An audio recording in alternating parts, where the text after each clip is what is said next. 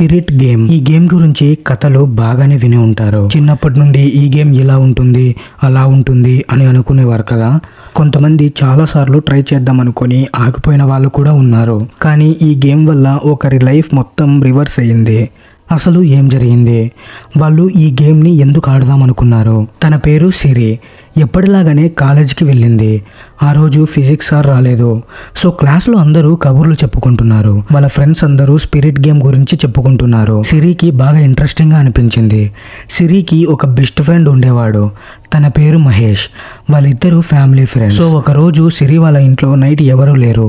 Only సిరి ఇంకా వాళ్ళ అన్నయ్య మాత్రమే ఉన్నారు. సిరి మహేష్ని కూడా వాళ్ళ ఇంటికి పడుకోవడానికి రమ్మంది. సో ముగ్గురు డిన్నర్ చేసి కబుర్లు చెప్పుకున్నారు. ఇప్పుడు సిరి మార్నింగ్ తన క్లాస్లో జరిగిన డిస్కషన్ గురించి చెప్పింది. అన్నయ్య ఆడదాం అన్నయ్య అని అడిగింది. సరే అని పేపర్ తెచ్చి అంతా రెడీ చేశారు. ఆ పేపర్ మీద ఒక కాయిన్ పెట్టి గేమ్ని స్టార్ట్ చేశారు. కానీ వాళ్ళకి ఎలాంటి డిఫరెన్స్ తెలియలేదు. సిరి వాళ్ళ అన్నయ్యకి ఇది బోరుగా అనిపించింది. సో కొంచెం ఇంట్రెస్టింగ్గా చేయాలని వాళ్ళ అన్నయ్య కావాలని కాయిన్ని తనే కలిపాడు. అప్పుడు వాళ్ళ అన్నయ్య ఆ కాయిన్ కదులుతుంది అని చెప్పాడు. సిరి ఇంకా వాళ్ళ ఫ్రెండ్ ఇద్దరూ భయపడ్డారు. వాళ్ళు భయపడుతున్న టైంలో వాళ్ళ అన్నయ్య బీరువాని గట్టిగా కొట్టాడు. ఆ సౌండ్ నిజంగా వస్తున్నాయేమో అనుకొని వాళ్ళు ఇంకా భయపడ్డారు. ఇదంతా చూసి సిరి వాళ్ళ అన్నయ్య నవ్వు ఆపుకోలేకపోయాడు. సిరికి అర్థమైంది వాళ్ళ అన్నయ్య ఇదంతా చేస్తున్నాడనేసి. గట్టిగా అరిచేసి ఆ పేపర్ చించేసి విసిరేసింది. ఆ రోజు అలా గడిచిపోయింది.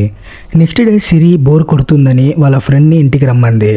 అలా వాళ్ళు కాసేపు ఫోన్లో గేమ్స్ ఆడుకుంటున్నారు. ఆడుకుంటున్న మధ్యలో బీరువా లోపల నుండి సౌండ్ వచ్చింది. ఒక్కసారిగా ఇద్దరూ భయపడ్డారు. కానీ వాళ్ళ ఫ్రెండ్ మీ అన్నయ్య మళ్ళీ భయపెట్టడానికి ట్రై చేస్తూ ఉన్నాడు అని చెప్పాడు. కానీ వాళ్ళ అన్నయ్య ఇంట్లో లేడు. వాళ్ళ అన్నయ్య బయటికి వెళ్ళాడు అని సిరి చెప్పింది. వెంటనే ఇద్దరు చాలా భయపడ్డారు. వాళ్ళ ఇంట్లో చిన్న కుక్కపిల్ల ఉండేది. అది ఎందుకో వేరే రూమ్లోకి వెళ్ళడానికి ఇష్టపడట్లేదు. ఏదో చూస్తున్నట్టుగా భయపడి గట్టిగా అరుస్తుంది. ఈలోగా డోర్ ఎవరో కొట్టినట్టు సౌండ్ వచ్చింది. నెమ్మదిగా అడుగులు వేసుకుంటూ ఓపెన్ చేసి చూశారు. అక్కడ ఉంది సిరి ఫ్రెండ్ వాళ్ళ నాన్న. ఆయనకి జరిగిందంతా చెప్పారు. ఆయన రూమ్లోకి వెళ్ళి చూశారు. అక్కడ ఏమీ కనబడట్లేదు. ఎక్కువ ఊహించుకుంటున్నారు, జాగ్రత్తగా ఉండండి అని చెప్పి వెళ్ళిపోయారు. ఇల్లు అంతా బాగానే ఉండేది. కానీ సిరి ఒక్క రూమ్లో మాత్రమే ఎవరో తనని చూస్తున్నట్టుగా పెట్టిన బుక్స్ ఒక చోట ఉండేవి కావు. ఒకరోజు సిరి పడుకున్నాక సడన్గా బెడ్ కదిలింది. ఒక్కసారిగా గట్టిగా అరిచింది. వెంటనే వాళ్ళ పేరెంట్స్ వచ్చారు. ఏమైంది అని అడిగితే సిరి నా బెడ్ కదులుతుంది అని చెప్పింది. నువ్వు ఏదో పీడకల కని ఉంటావు అని చెప్పి వెళ్ళిపోయారు. కానీ సిరి భయంగా ఉండేది. నెమ్మదిగా బెడ్ కిందకి చూసింది. ఏదో నల్లని ఆకారం కనిపించింది. ఒక్కసారిగా దుప్పటి కప్పుకొని ఇంకా గట్టిగా ఊపిరి తీసుకుంటుంది. అలా నెక్స్ట్ డే తనకి జరిగిన ఇన్సిడెంట్ వాళ్ళ క్లాస్ వాళ్ళకి చెప్తే కొంతమంది నమ్మారు, ఇంకొంతమంది నమ్మలేదు. కానీ రోజు రోజుకి తనకి ఇలాంటి ఇన్సిడెంట్స్ ఎక్కువయ్యాయి. ఒకరోజు తన రూమ్లో ఉన్న బాత్రూంలోకి వెళ్ళడానికి లేచింది. తిరిగి బెడ్ మీదకి వస్తుండగా చీకట్లో ఏదో నేల మీద వెళ్ళినట్టు అనిపించింది. ఏంటిది అని ఒక్కసారిగా నిద్రమత్తంతా వదిలింది. భయపడుతూ బెడ్ దగ్గరికి వెళ్తుంది. కానీ కిందకి తొంగి చూడాలని మాత్రం అనుకోలేదు. నెమ్మదిగా బెడ్రూమ్ నుండి బయటికి వెళ్ళి వాళ్ళ పేరెంట్స్ దగ్గర పడుకుంది. మార్నింగ్ అంతా బాగానే ఉండేది. కానీ నైట్ అయితే సిరికి తన రూమ్కి వెళ్ళాలంటే చాలా భయం వేసేది. ఇంట్లో వాళ్ళకి తను స్పిరిట్ గేమ్ ఆడడం వల్లనే ఇదంతా జరుగుతుంది అని చెప్తే వాళ్ళు ఎలా రియాక్ట్ అవుతారో అని భయపడి చెప్పలేదు. ఆ రోజు సండే మార్నింగ్ సిరి హాల్లో ఉండి టీవీ చూస్తుంది. సడన్ గా తన రూమ్ లో ఏదో సౌండ్ వచ్చింది.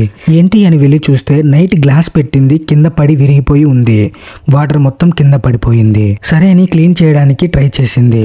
లోపలికి అడుగు వేయగానే గ్లాస్ పీసెస్ తనకి గుచ్చుకుంది. అప్పుడు సిరి ఇదేంటి టేబుల్ పక్కన ఉండే గ్లాస్ పీసెస్ డోర్ ఎంట్రన్స్ లోకి ఎలా వచ్చాయి అనుకుంది. ఆ బ్లడ్ చూసి వెంటనే వాళ్ళ అమ్మ కంగారు పడి సిరిని ఫుల్ గా తిట్టారు. చూసుకుని నడవాలి కదా అని చెప్పారు. కానీ సిరికి ఏం అర్థం కావట్లేదు. అసలు ఏం జరుగుతుంది తన లైఫ్ లో అని. అసలు దీనికి సొల్యూషన్ ఏంటి అని తనకి అర్థం కావట్లేదు. దీని గురించి వాళ్ళ అన్నయ్యకి చెప్తే వాళ్ళ అన్నయ్య నువ్వు మరీ ఇంత ఇమాజినేషన్ లోకి వెళ్ళిపోవద్దు, ఆ రోజు నేనేదో సరదాగా చేశాను అని అన్నాడు. ఇంకా సిరి ఎక్కువగా ఇమాజిన్ చేసుకుంటుందేమో అనుకుని తనలో తానే కాంప్రమైజ్ అయింది. ఒకరోజు కాలేజ్లో ల్యాబ్ రికార్డ్స్ రాయమంటే హాల్లో అందరూ పడుకున్నాక కూర్చొని రాసుకుంటుంది. సిరి తన రూమ్ వైపు ఫేస్ పెట్టి సోఫా మీద కూర్చుంది. ఈలోగా తన డోర్ క్రిర్రని సౌండ్ వచ్చింది. ఆటోమేటిక్గా సిరి చూపు తన రూమ్ వైపు తిరిగింది. తనకి డోర్ వెనక ఉన్న గోడ మీద విచిత్రమైన షాడో కనిపించింది. ఇదేంటి అని ఆ షాడోని చూస్తుండగా డోరు వెనుక నుండి ఏదో భయంకరమైన నల్లని ఆకారం తొంగి చూసింది సిరి వైపు.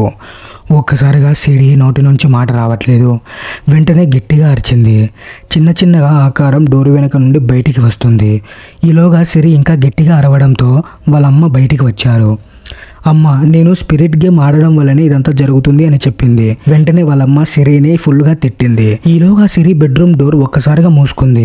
లోపల నుండి ఎవరో డోర్ కొడుతున్నట్టు సౌండ్ వస్తున్నాయి. సిరి ఇంకా వాళ్ళమ్మ కూడా భయపడుతున్నారు. వాళ్ళ డాడీకి కాల్ చేస్తుంటే లైన్ కలవట్లేదు. ఇంట్లో సిరి, వాళ్ళ అన్నయ్య, వాళ్ళ అమ్మ మాత్రమే ఉన్నారు. ఆ రోజంతా మూల కూర్చొని ఉన్నారు.